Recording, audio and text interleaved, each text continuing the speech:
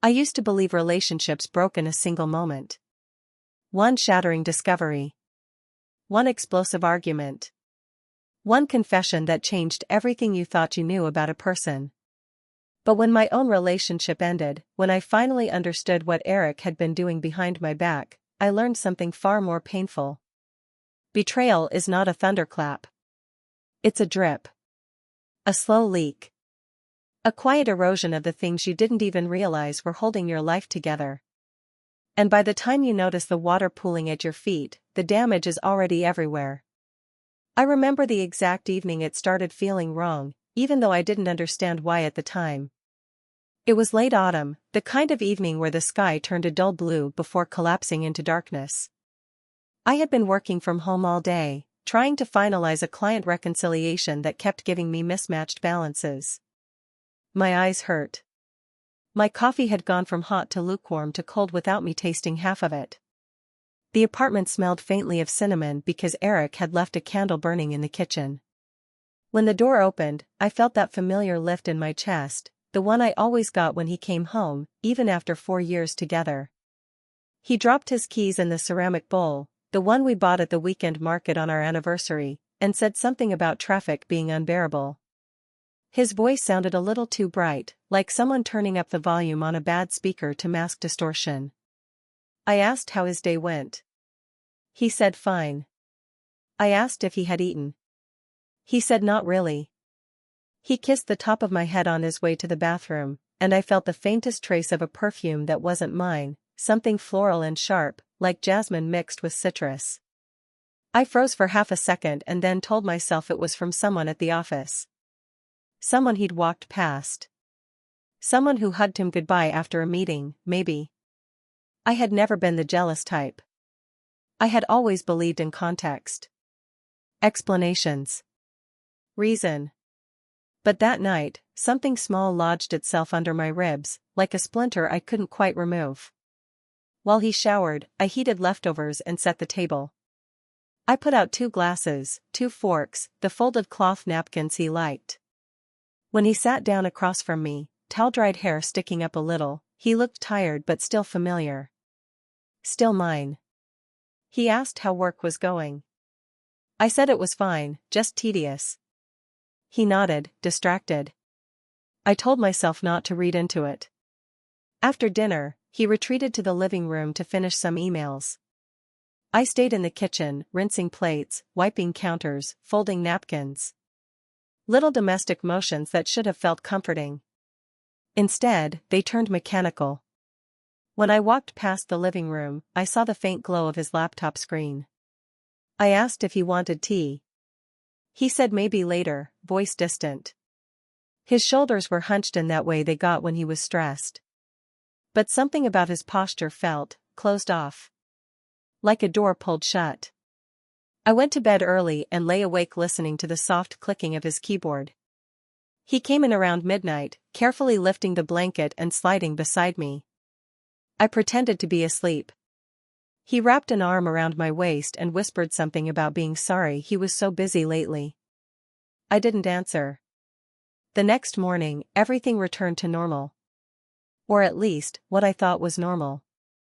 We woke up, brushed our teeth, made breakfast, kissed goodbye. He said he'd be late because of a client dinner. I told him to drive safely. I didn't ask who the dinner was with. I didn't check his calendar. I trusted him. Trust is such a fragile thing. So transparent. So easily cracked. If someone had asked me then whether I thought Eric could ever betray me, I would have laughed.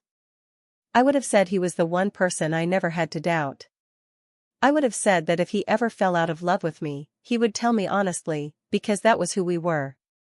We didn't lie to each other. We didn't hide things. At least, that's what I believed. That Friday evening, I met Maya for drinks after work. She was my best friend, the kind of friend who knew every version of me, including the ugliest ones. She ordered a whiskey sour and said she'd had the worst week imaginable. I said same. We clinked glasses and sank into our usual booth. She asked if Eric and I were still planning that trip to Seattle. I nodded. She said she was happy for us. Something about the way she said it made my stomach flutter uneasily. I asked if she wanted to come over on Sunday for dinner. She hesitated, eyes flickering, then said maybe she'd let us have a quiet night instead. I laughed and said she could never intrude. She smiled, but it didn't reach her eyes. When I got home later that night, the apartment was empty. Eric had left a note on the counter saying he'd stayed late at work and then grabbed drinks with coworkers. He said he was exhausted and might sleep on the couch to avoid waking me when he came in. I didn't think much of it. Not then. But the next morning, when I found a second wine glass in the sink, and a smudge of lipstick on the rim that was definitely not mine, the splinter inside me twisted. I stared at that glass for a long time. I told myself it could have been from last week. Or some night I didn't remember. Or from a guest. Or from a moment that had nothing to do with him. But there was no guest. No moment I had forgotten. No reason for that glass to be there. When Eric came into the kitchen, rubbing sleepy eyes, I asked casually if he had company last night. He froze for half a second, the kind of pause only someone who watches people too closely would notice. Then he laughed and said no, of course not, he had just poured 2 glasses out of habit and only used one. He kissed my forehead. I nodded and pretended to believe him. But something inside me had shifted. The weeks that followed were like watching a painting slowly fade. Little changes nobody else would notice. Little cracks only I could see. Eric stayed late more often. He kept his phone face down. He showered immediately when he got home, even on days he claimed not to have worked out. He started wearing a cologne I didn't recognize. He said he didn't like breakfast anymore. He said he needed more time alone. He said a lot of things.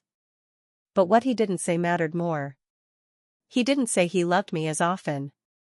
He didn't reach for my hand in the car. He didn't ask about my day with genuine curiosity. He didn't see me. One evening, when we were sitting on opposite ends of the couch, watching a show we weren't really watching, he asked if I felt like we were drifting. I said yes, honestly.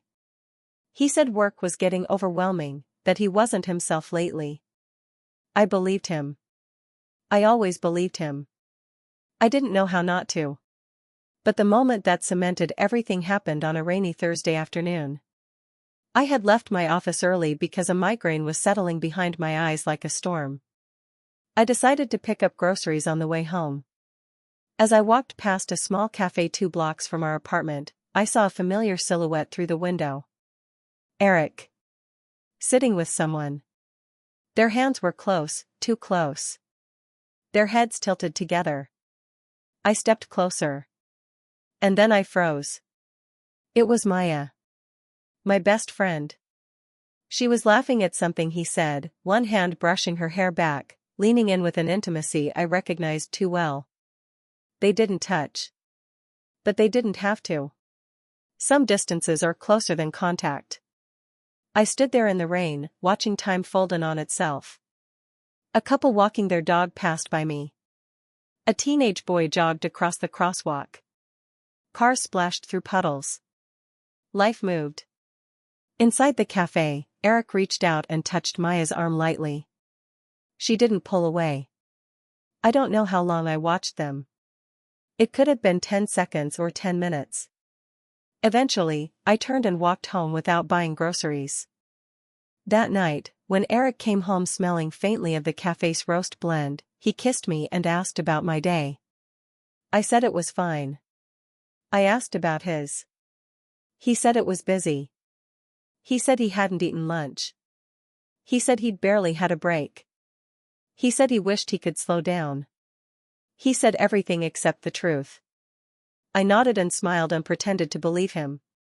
But the drip had become a stream. And the stream was becoming a flood. Later, when he fell asleep beside me, I lay awake and stared at the ceiling. I thought about the small things, the missing charger, the lipstick on the glass, the long nights at work, the way he pulled away when I reached for him. I thought about Maya's hand resting on the table between them, close enough for him to touch. I thought about every time she'd said she loved us both, how she'd joked about being the third wheel, how she'd insisted she could never imagine being with someone like Eric. And I realized something devastating. People don't always lie with their words. Sometimes they lie with their tone, their timing, their omissions. Sometimes betrayal grows quietly between two people who swear they'd never hurt you. By the time you see it, their roots are everywhere. I didn't confront them. Not yet. I needed to know more. Because if they were going to break me, I wanted to understand exactly how the crack began. The Monday after I saw them in the cafe, I woke up with a decision already lodged in my chest like a stone. I was done pretending I didn't notice. I wasn't ready to confront them yet, not fully. I still needed something solid, something undeniable, something they couldn't explain away with clever words and guilty eyes. But I was done gaslighting myself, done telling myself I was overreacting. They were doing something. Maybe it wasn't physical yet. Maybe it was. Either way, it was real. At work, I moved through the open-plan office like a ghost. My coworkers greeted me, asked about my weekend. I heard myself saying it was quiet, that I had finally cleaned out the hall closet, that I had watched a terrible movie and fallen asleep on the couch. My voice sounded like mine. My face smiled at the right places. Nobody noticed anything wrong. That was the worst part. How normal I looked from the outside. Around noon, I opened my messages and stared at Maya's name. She had sent me a meme that morning, a joke about spreadsheets and caffeine addiction. The kind of thing she always sent. It felt like a hand extended across a chasm she didn't realize she'd dug. I typed. "We need to talk. Just us. Tonight?" She replied quickly, saying of course, asking if everything was okay, adding a string of concerned emojis she never normally used. That alone told me she was nervous. I suggested we meet at her apartment. She hesitated for a moment, then said sure. All afternoon, my heart beat too loudly. I checked numbers, reconciled accounts, responded to emails. Familiar tasks, mechanical motions. Every time my mind drifted, it went back to that image in the cafe window, her laughing, him leaning in, their heads too close. By the time I stood outside her building that evening, my legs felt oddly detached from the rest of me. The lobby smelled faintly of bleach and stale air. I took the elevator to the 5th floor, watching my reflection in the metal doors, pale, eyes too wide, jaw clenched. She opened the door before I could knock. Her face softened when she saw me. She said I looked like I hadn't slept in days. She stepped aside, telling me to come in, asking if I wanted tea, wine, something stronger. Her voice was warm and familiar, like every late-night conversation we'd ever had. I stepped into the living room. Everything was painfully her, books stacked beside the couch, a blanket thrown over the armrest, a half-finished puzzle on the coffee table, the vanilla candle burning softly on the shelf. It smelled like memories, movie marathons, emergency sleepovers, heartbreak debriefs. It also smelled like betrayal now. I told her tea was fine. She went into the kitchen, water running in the background. I sat on the couch and tried not to look around too closely, as if the walls themselves might confess. When she came back, she handed me a mug and sat opposite me, one leg tucked under the other. She studied me carefully and said I was scaring her a little. She asked what was going on. My mouth felt dry. I told her I wanted to ask her something and needed her to be completely honest with me. Her expression shifted, alert, guarded. She said she would always be honest with me. I told her I saw her with Eric at the cafe last week. For a moment, her whole body went still. Then her shoulders relaxed a fraction. She asked which day. I told her. I described the time, the way they'd sat, the way he'd touched her arm. She nodded slowly, eyes not leaving mine. She said they had bumped into each other near his office. She said he'd invited her for coffee, that they'd been talking about me. About how stressed I'd been.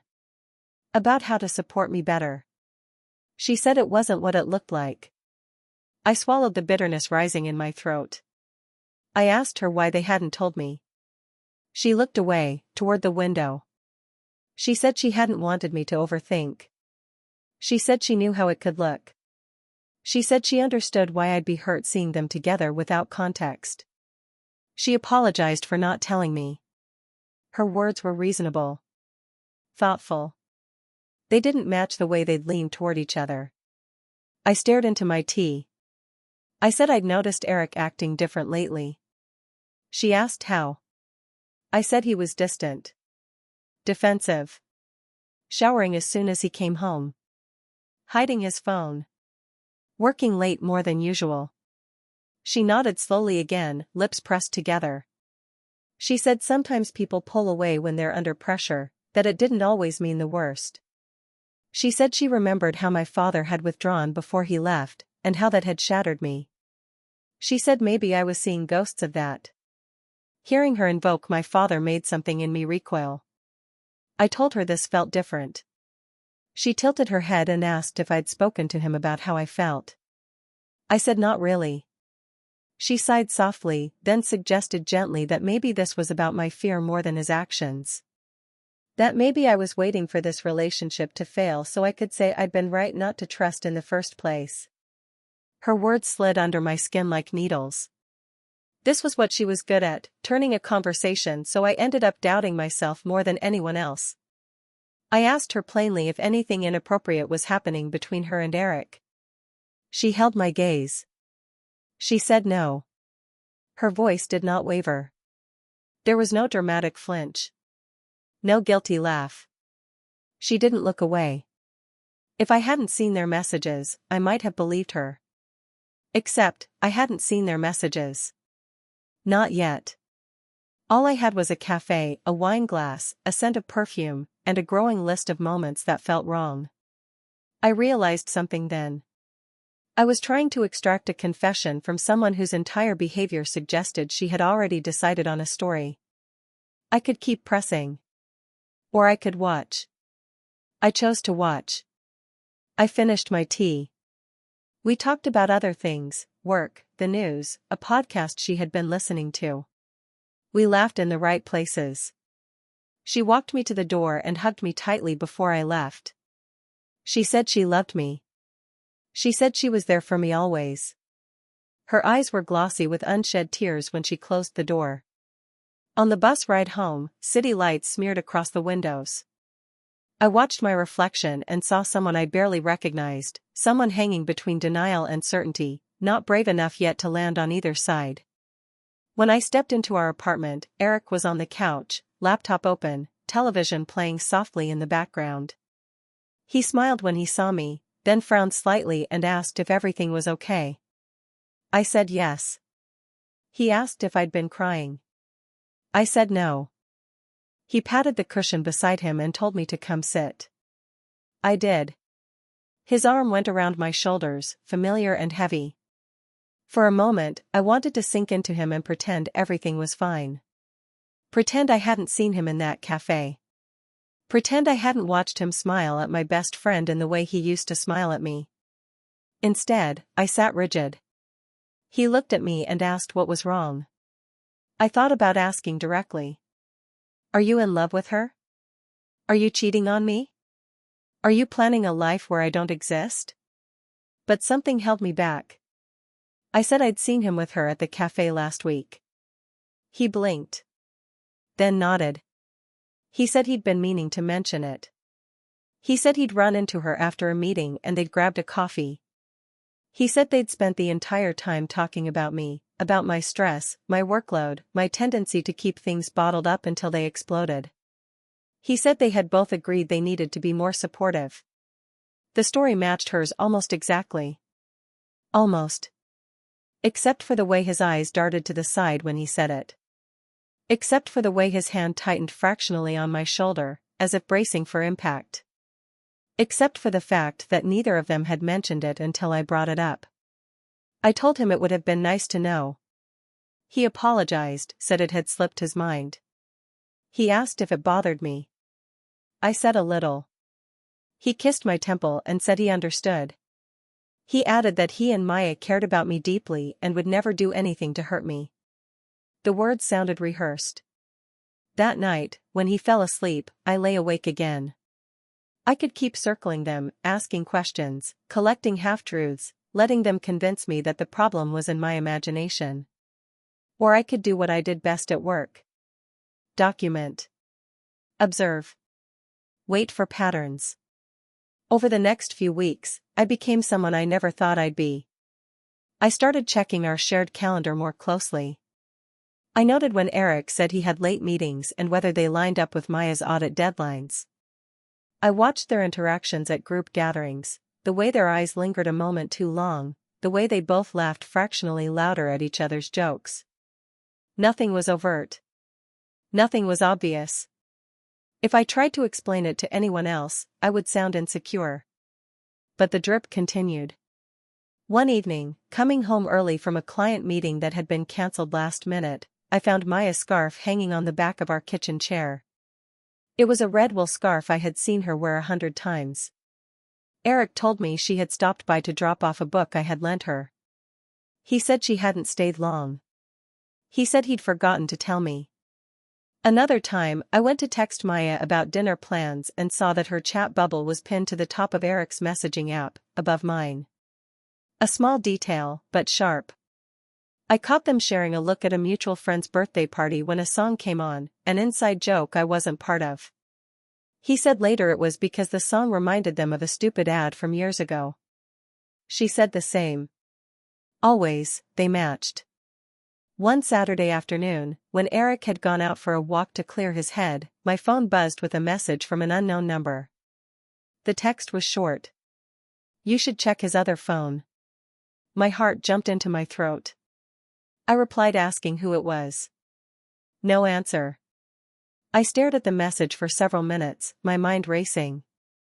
Eric didn't have another phone. At least, not one I knew about. Unless that was the point. I went through drawers, bags, the coat closet. Nothing. I almost gave up, telling myself it was a prank, a wrong number, until I remembered the small leather overnight bag he kept in the back of the wardrobe for business trips. I pulled it down. Inside, beneath rolled-up shirts and a toiletry bag, was a phone I had never seen before. Not a work phone. Not a replacement. A secret. My hand shook as I turned it on. No password. The home screen was bare, no photos, no personal apps, no clutter. Just messages and a generic wallpaper. There were only a handful of contacts saved. One of them was Maya. Under a different name. M. My chest tightened. I opened their messages. They weren't explicit. They weren't vulgar. They weren't even technically romantic. They were worse. They were intimate. He told her when he couldn't sleep. She told him when she felt invisible. He told her when he was scared of failing at work. She told him when she saw me withdrawing. They shared thoughts he didn't share with me. Fears. Jokes. Frustrations. They talked about how hard it was, pretending everything was normal, how much easier it would be if the situation were different. One thread made my eyes burn. She wrote that she hated feeling like the villain. That she loved me but also loved him, and didn't know how to stop. He replied that he wished they had met at a different time, in a different life, before me. Before me. I scrolled further. There were references to afternoons together when I thought he was at meetings. Mentions of movies they watched, parks they walked through, coffee shops I'd never been to. Tiny slices of life, shared in secret. I didn't see any direct mention of sex. No descriptions of hotel rooms or beds. Maybe that was deliberate. Maybe they kept that offline. Maybe it was only emotional. But emotional was still betrayal. In some ways, it hurt more. Because it meant my absence didn't come from boredom or lack of attraction. It came from misdirected vulnerability. He gave the softest parts of himself to someone else while I waited in a shared apartment, thinking we were just tired. I put the phone back in the bag exactly as I'd found it. I sat on the edge of the bed and stared at the wall. There it was, my undeniable. Not dramatic, not cinematic, not the kind of thing people screamed about on reality shows. Just a series of conversations that together formed one clear message. I was no longer his first choice. I wasn't even his second. I was the collateral. I had a choice now. I could explode, scream, break things, force a confrontation in a storm of adrenaline and rage. Or I could do what they hadn't done. Respect myself enough to be precise. I decided on something in between. That evening, when Eric came home, I told him we needed to talk. My voice was calm in a way that seemed to unsettle him more than if I'd shouted. He sat on the couch, shoulders tense, and asked what was wrong. I told him I had found his other phone. He froze. His face went through several expressions: surprise, annoyance, calculation, before landing on something like resignation. He asked where I'd found it. I said it didn't matter. He said it was just a backup phone, that he used it for work calls when he didn't want clients having his main number. He said it wasn't a secret, not really, he had just never mentioned it because it didn't feel important. I asked him why Maya's messages were on there and not on his main phone, then. He didn't answer immediately. He licked his lips, looked away, exhaled. He said it was complicated. I told him that when someone said something was complicated, what they usually meant was that they'd done something they knew would hurt you, and were now stalling for time. He flinched. He said nothing. I told him I had read enough of their messages to understand that whatever was happening between them, it was not appropriate for two people who claimed to love me. I watched the word land. He opened his mouth as if to argue, then closed it. He didn't deny loving her. He didn't deny loving me. He didn't deny the connection. He just said he never meant for it to go this far. I asked him what this far meant. I asked him whether they had slept together. He looked at me then, really looked at me, and I saw the answer long before he spoke. He said once. Then he corrected himself. Twice. My heartbeat felt like it was trying to punch its way out of my chest. He said it had happened after a fight we'd had about money. He said he'd felt misunderstood and angry and alone. He said Maya had been there, had listened, had comforted him, and one thing had led to another. He said he regretted it immediately. He said it had never been his intention. I laughed, a short, harsh sound that didn't feel like it belonged to me. I asked him if he understood how absurd that sounded. You don't accidentally sleep with someone twice. You choose. Again and again.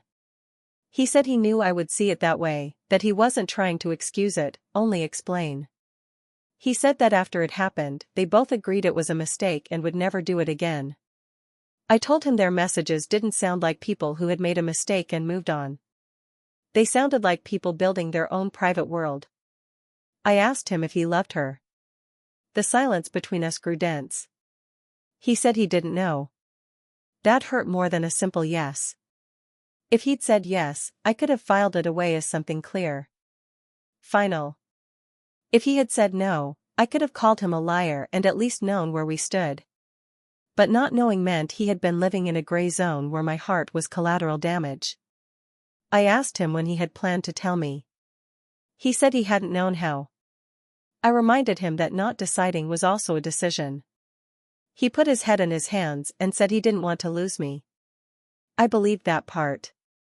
But wanting not to lose someone and doing what it takes to keep them are two very different things. He had wanted comfort, admiration, excitement, absolution. He had wanted everything. Except accountability. And now, for the first time, I realized I didn't have to stay and be the one who absorbed his guilt. I didn't sleep at all that night. He stayed on the couch, saying he wanted to give me space. I lay in our bed and stared at the ceiling, feeling each hour slide by. Birds started singing around 5. The sky lightened. The world kept moving. In the morning, I packed a small bag, enough clothes for a few days, my toothbrush, my laptop, the framed photo of my mother from the bedside table. When I walked into the living room, Eric sat there with his elbows on his knees, head bowed. He looked up when he heard me. His eyes were red-rimmed, his face drawn. He asked where I was going. I said my mother's old townhouse. It was still in my name, even though I hadn't stayed there in years. I said I needed distance to think, to breathe, to figure out what came next. He asked if this was it. If we were over. I said I didn't know yet. But I also said that what we had before was over. The version of us where I believed him completely. The version of us where Maya was a safe person in our lives. The version of us where coming home felt uncomplicated. That was gone. He reached for my hand. I stepped back. He asked if I would talk to Maya. I said eventually. He asked if I hated him. I said I wished I did. Because hate is clean. Easy. It burns fast. It leaves ashes. What I felt was much messier. Love tangled with disappointment. Grief braided with anger. Care still pulsing through a body that had been wounded by the person it trusted most. As I stepped out of the apartment, bag over my shoulder, I realized something simple but important. I might choose to forgive him one day. I might not. But either way, staying right now would be betraying myself in a way more permanent than anything he had done. So I left. Not with a twist. Not with a dramatic reveal. Not with a door slam and screaming. Just with a quiet goodbye. To the future I'd once imagined. And no longer believed in. My mother's townhouse had always felt too quiet, even when she was alive. She used to say silence was good for the soul, but I never believed her. Silence doesn't heal. It exposes. It turns your thoughts into echoes you can't ignore. When I unlocked the door after so many years, the smell hit me first: dust, old wood, and the faint scent of lavender she used to spray on the curtains. It wrapped around me like a memory I wasn't ready for. I set my bag down in the entryway and stood there for a long moment, listening to nothing. It felt fitting, somehow, that the place where I had learned about abandonment would become the place where I relearned myself. That first night alone, I sat on the living room floor with a blanket around my shoulders and tried not to cry. I failed. The tears came in waves, angry ones, exhausted ones, hollow ones. Betrayal is not a clean wound. It bleeds into everything. I slept lightly, waking every hour with the feeling that someone was standing in the doorway. But there was never anyone. Just the shadows of a life I hadn't lived in years. The next morning, I made coffee in the old ceramic mug that still had a crack near the handle. I sat at the kitchen table and wrote down everything I needed to do, not because I thought a list would fix anything, but because routine made things feel survivable. Call HR. Forward Eric's forgotten mail to my new address. Block numbers that needed blocking. Return Maya's spare key. Breathe. That last item I kept rewriting. It felt harder than the rest combined. Around 10 a.m., my phone buzzed with a message from Maya. Can we please talk? I stared at the screen for nearly a minute before replying, later. She sent another message, longer this time, saying she was terrified, that she didn't want to lose both of us, that she hated how things were unraveling. She said she'd do anything to fix it. She didn't realize she couldn't fix something she had chosen to break. Still, I agreed to meet her that evening at a quiet park near the university. I chose public space deliberately, neutral ground, open air, nothing that could be confused for comfort. When I arrived, she was already sitting on a bench, hands clasped so tightly her knuckles looked white. She stood when she saw me, then hesitated instead of reaching for a hug. She asked how I was. I said I didn't know. Her eyes shone immediately with tears. She told me she had been sick with guilt, that she had never wanted to hurt me like this, that she had spent the entire night trying to figure out how everything had gone so wrong. I listened. For once, I didn't soften.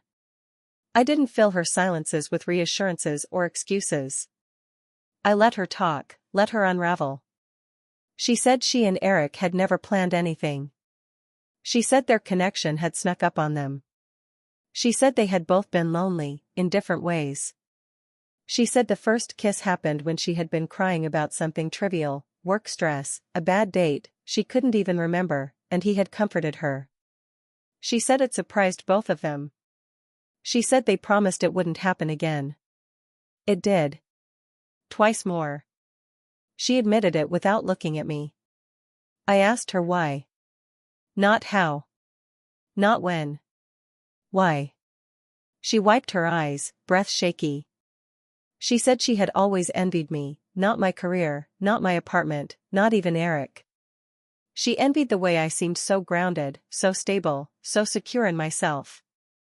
She said when she looked at me, she saw everything she wasn't.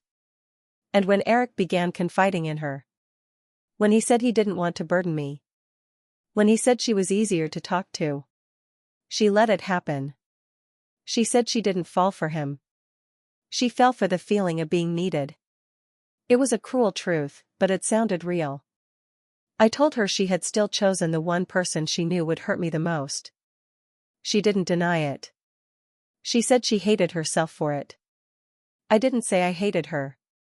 But I didn't say I forgave her either. Instead, I asked her something that caught her off guard. I asked if she had expected him to choose her. She inhaled sharply and didn't answer. That was answer enough. I told her I didn't think she loved him. Not really. Not the way someone loves a person. I told her I thought she loved being central, being desired, being compared to me and winning in moments where I wasn't even present. She cried harder.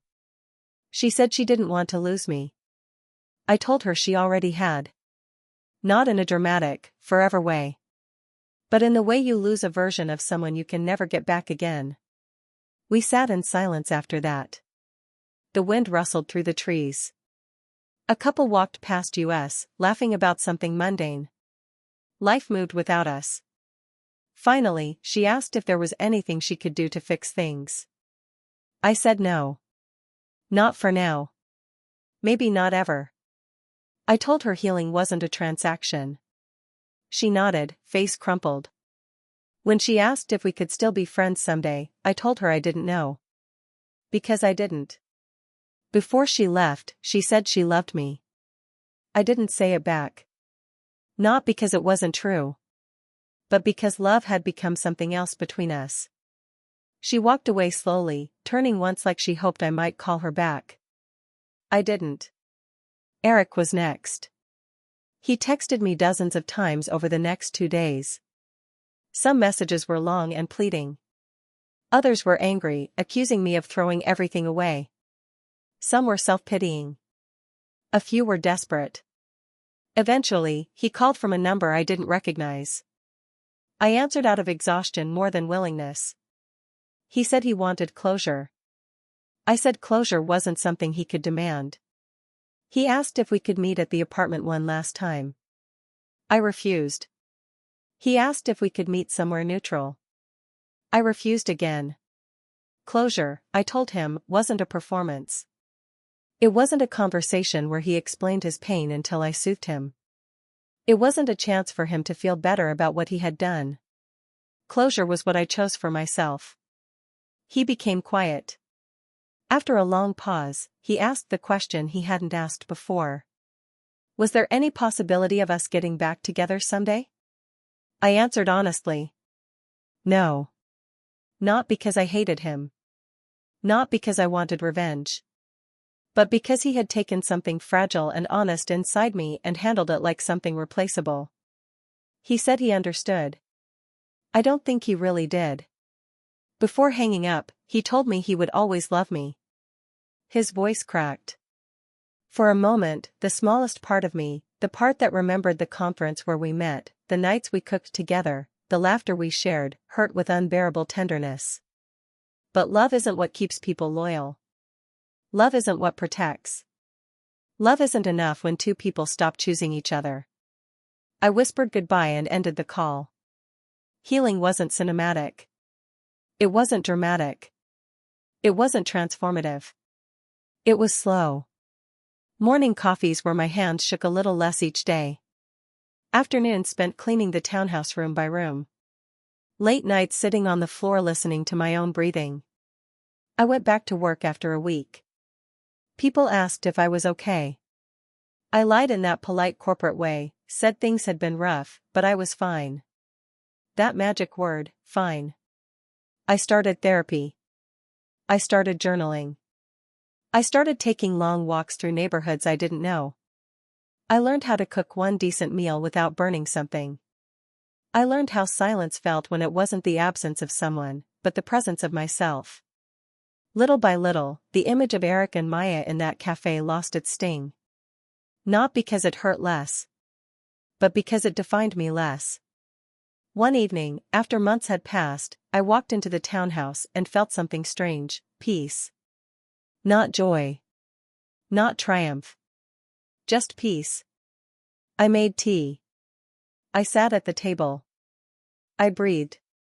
And for the first time, I realized I didn't miss them anymore. Not the way I used to. Not with longing. If anything, I missed the version of myself who hadn't yet learned how brittle trust could be. But that version of me was gone. And the woman who lived in the townhouse now had sharper edges and stronger boundaries. She wasn't waiting to be chosen. She wasn't afraid of being alone. She wasn't a placeholder in someone else's story. She was her own story. And she had survived the kind of heartbreak that doesn't crescendo. It corrodes. No twist. No shock. No hidden revelation. Just a woman who loved. Was betrayed. Left. And rebuilt. And that, I realized, was enough.